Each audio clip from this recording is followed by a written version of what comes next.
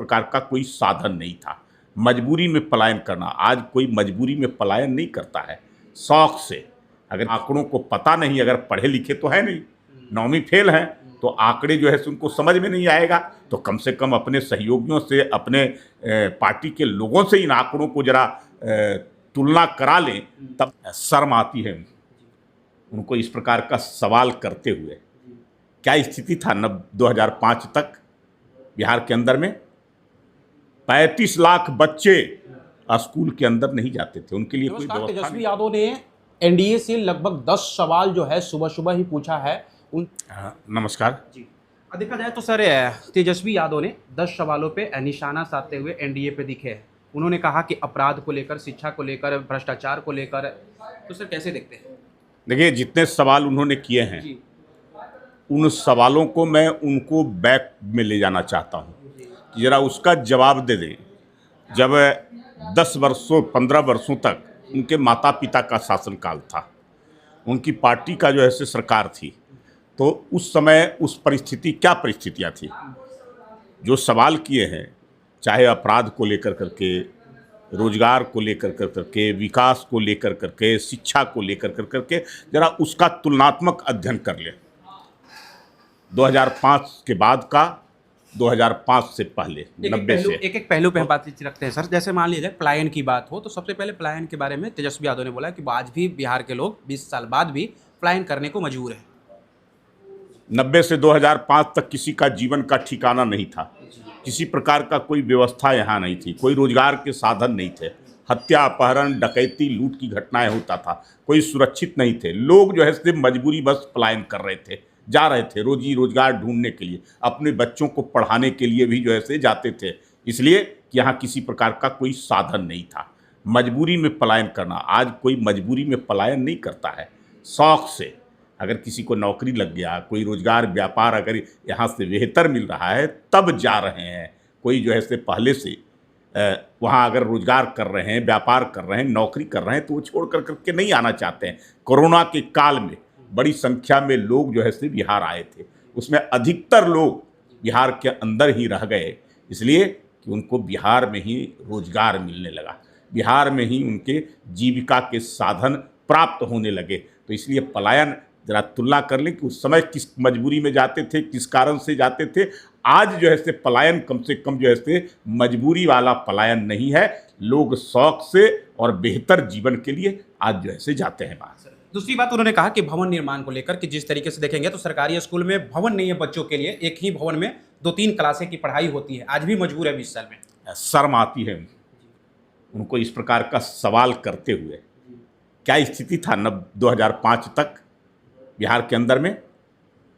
35 लाख बच्चे स्कूल के अंदर नहीं जाते थे, उनके लिए कोई व्यवस्था नहीं थी, शिक्षक नहीं थे, स्कूल भवन नहीं थे, कोई इंफ्रास्ट्रक्चर, बेंच, उनके बैठने के लिए व्यवस्थाएं नहीं थी, पीने का पानी, उनके लिए शौचालय, किसी प्रकार का कोई साधन नहीं था।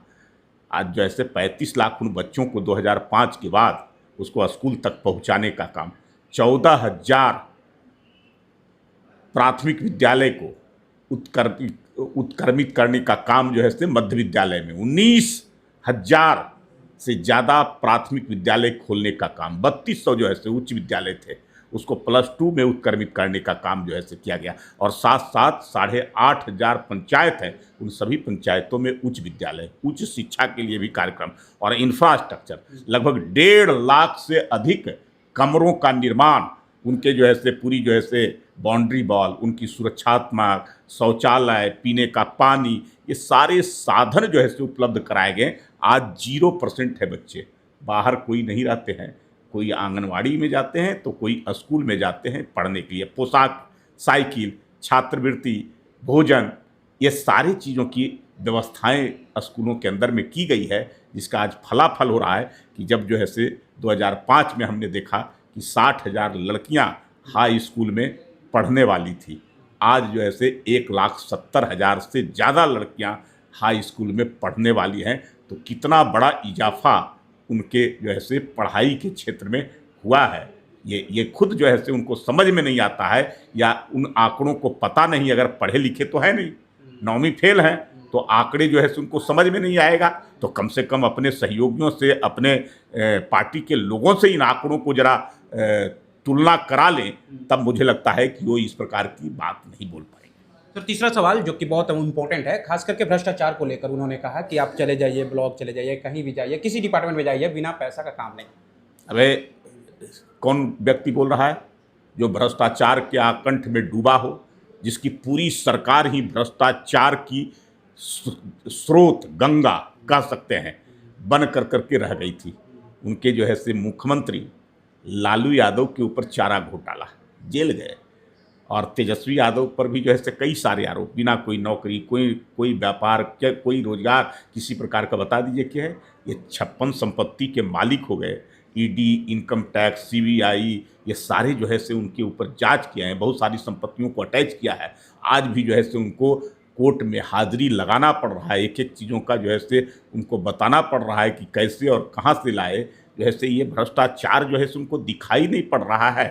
सबसे ज़्यादा भ्रष्टाचार पर अंकुश लगाने का काम इस सरकार में हुआ है। आज बड़े बड़े अफसर जो है से आईएएस, आईपीएस, बड़े अधिकारी, छोटे कर्मचारी, ये सारे व्यक्ति अगर कोई भ्रष्टाचार में लिप्त होता है, किसी के बारे में जानकारी होती है, तो वो पकड़े जा रहे हैं, उनको जेल होता है। अवैध तरीके से संपत्ति अर्जित करते हैं तो उसके खिलाफ भी ईओयू जो है वो काम करता है, और बड़े बड़े जो है से अधिकारी उनको पकड़ती है और उनके सारी संपत्तियों को जांच करती है, जब्त करती है। ये काम इसी सरकार में होता है। इस सरकार के अंदर में कोई जो है से सरकार के मातहत रहने वाला कोई अधिकारी हो, कोई व्यक्ति हो, वो भी नहीं बच पाता है। इतनी छूट जो है से हम जो है से प्रशासन के लोगों को भ्रष्टाचार के मामले में दे चुके हैं। भ्रष्टाचार पर जीरो टॉलरेंस की नीति है।